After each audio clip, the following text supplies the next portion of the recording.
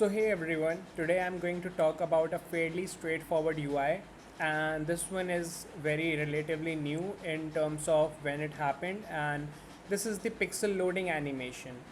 So if you haven't seen it, if you do not have a Pixel phone, then you can just use something like Android Studio Code. I'll just be opening Android Studio Code. Let me just check where it is, and I will tell you how you can just see the actual animation by using Android Studio Code.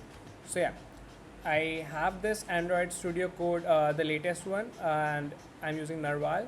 As well as you can just launch your application here, so you can just have this running devices. Just use a Pixel tablet or a Pixel phone, and you'll be able to see the animation as well. So uh, I wouldn't be showing you by that, but yeah, you have already seen that this kind of an animation is in front of you, which is like how the pixel loading screen looks. And I'll be showing you something like what are the frames or how do they look like in the actual phone. So I have grabbed these frames for a better understanding, and we need to actually go and have an x-ray of these frame by frame so we can understand. So the very first thing we see is there is a pentagon shape. That shape would be rotating. In these frames it is not, but this is because of the duration I have captured it for. But these are some of the shapes that are rotating in the loading animation for pixel. The next shape is kind of like an oval, and then it converts into this 8 pin star shape, so 8 pointed star, and you can see it spinning and spinning, and then it will be converted into this 4 point star shape that would also keep spinning, and then this kind of again an ellipse or oval kind of a shape, and that would spin and then again be back to another shape. So the animation goes this way: one shape that spins, the other shape that spins, and it converts into different shapes and all. The reason why I said this is fairly straightforward is because you need to know only one relatively new CSS rule set. But other than that, it is, I would say, very much in the face. And let's see what I do mean by this. So what I have is a single div element here. I have just given it a title for accessibility. So if we hover over it, it will say something like it's a pixel loader, and we have given the class of shape so that we can style it with CSS. It's just a single div. We could have not even given us a CSS class, then also it would have worked. So yeah, the next thing is that we have a kind of margin 0, padding 0, box sizing, border box. That's okay. We have a body to just keep it at the center. So these are like not the most important things. We will come at the root, but later. And let me just go ahead and just remove the keyframes, just comment them out for the moment, because I think this is everything that is in front of your eyes. So this rectangle, I believe that you can make a div with a rectangle. That's fairly straightforward. So a rectangle with an inline size of 200, a block size of 200, a background color, which is just a background color I have chosen, which is exactly how it looked like on my Pixel phone. And then I have chosen this animation, and I have given this two animations. One is for the changing the path, and let me just remove the rotate one and just show you like how does the path change, like what does happen in this. So we are using a property called clip path, and clip path is having an ability to make these path change shapes, such as like this. So we have different shapes here, and I will just show you how did I make these shapes.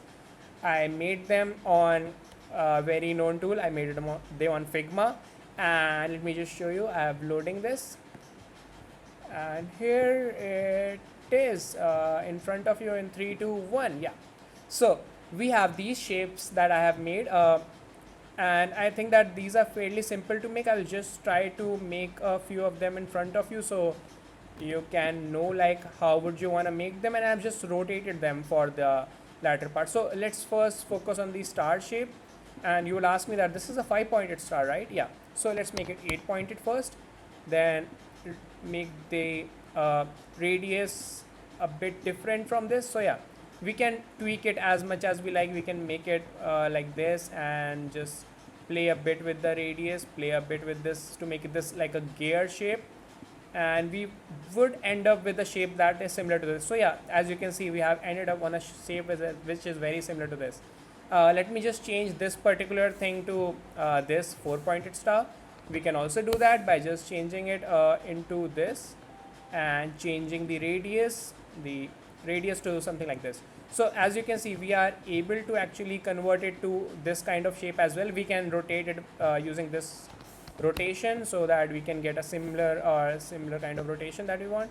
Now let's focus on these shapes. So I'll just remove it.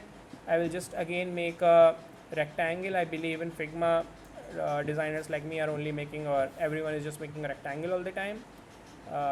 Yeah, so a rectangle, as I was saying, and we can make it something like this to get this kind of an oval shape and then rotate it.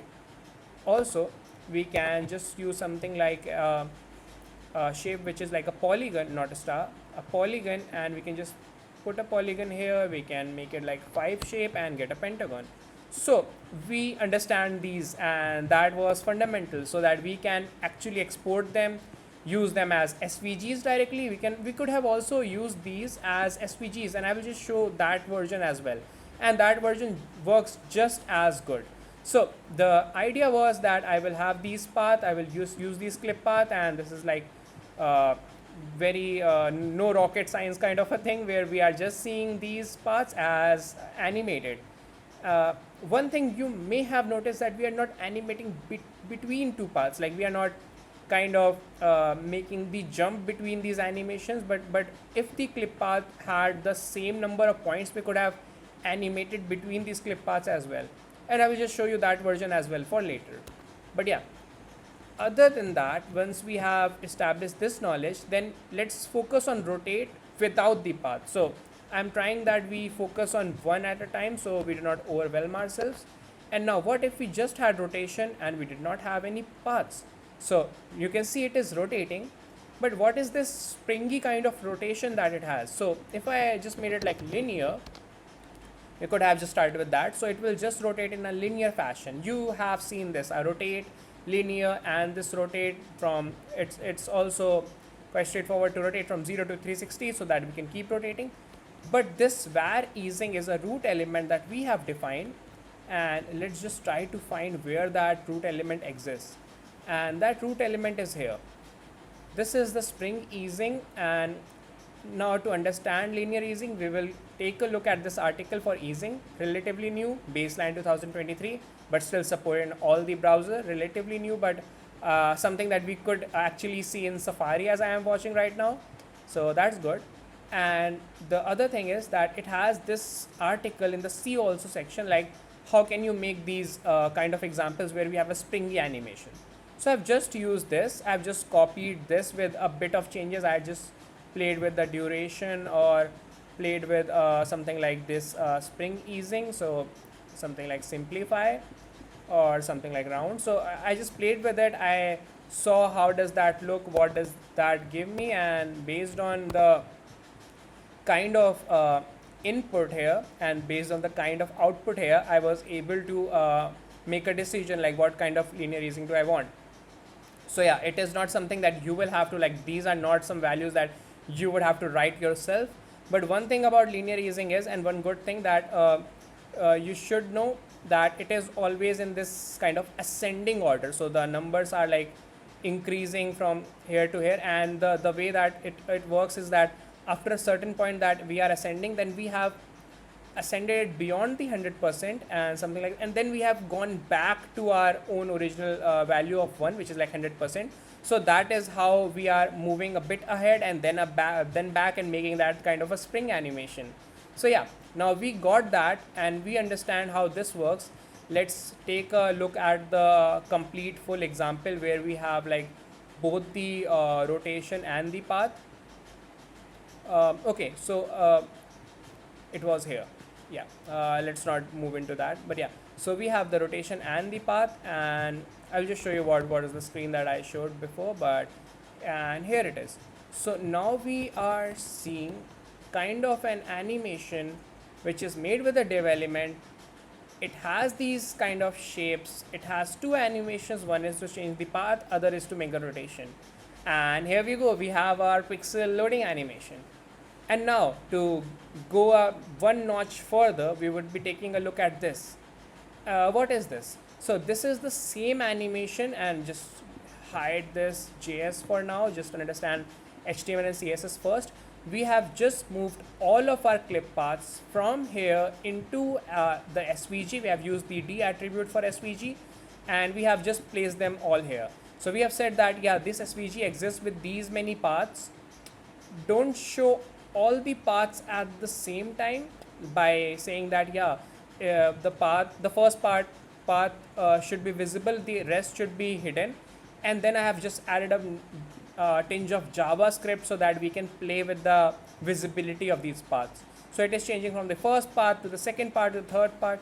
But now you will ask me that if we could have already done that by using clip path, and we could have already done that all the linear easing logic and all the keyframes logic, then why did we backed out on the paths keyframe, and instead we relied on something which has, yeah, less CSS, but we are using JavaScript now? And the answer to this is we wanted to use GSAP, and here it is. So there is a particular plugin called Morph SVG plugin, which I really like because it allows me to make this kind of animation between these D attributes in a way that you may have seen here already, that we are kind of animating between the paths. It is not just a static animation that is just changing the path directly. We are actually making a animation that is actually happening, and this is really wonderful. So yeah, with that we have come to a conclusion. This is how you can make your own morphing of SVG. You can just make a timeline and just start with a pentagon, then say that I wanna change to the pill, then a complex star, then a 4-star, then an ellipse. You could have even used random and just say that, yeah, just randomly change between shapes. That is also possible now, and you can just keep doing it with using a repeat -1 so that it can infinitely continue, otherwise it would end. And you can just say that the duration between the transition would be just 0.1 so that it can easily or do the kind of a morph in a very fast manner. So yeah, now with that we have the SVG way of transitioning setup. We have the CSS HTML way, whichever you like, just go with it. Just remember that if you want to animate here, it would be a bit difficult because you will have to have same number of paths. You will ask me, we cannot do that. Well, we can. Having same number of points is not difficult, given you can just make redundant points that are actually at the same location, so that you can have the same number of points as the maximum points, if that makes sense. So the maximum points is the 8-point star, which has like around, I do not know, let's say 100 points, and this has like 20 points. But I could have made some redundant points here which could have been pointing to the same place, and could have made all of them have 100 points, and just in a way that we could animate similar to this. But yeah, this is much easier. We also have to take about the maintainability of code when we are making. I think that GSAP has done it really well in terms of the final look, and I believe that this is kind of the UI which you would love to make. When this pixel animation first happened, I believe it was a very recent thing. I really loved it. I thought that why not I make this, and this gave me the I would say the whole hopes to actually go around with this animation, be that extremely hands-on guy. So yeah, thank you so much for watching this. That was all. Have a very great day ahead.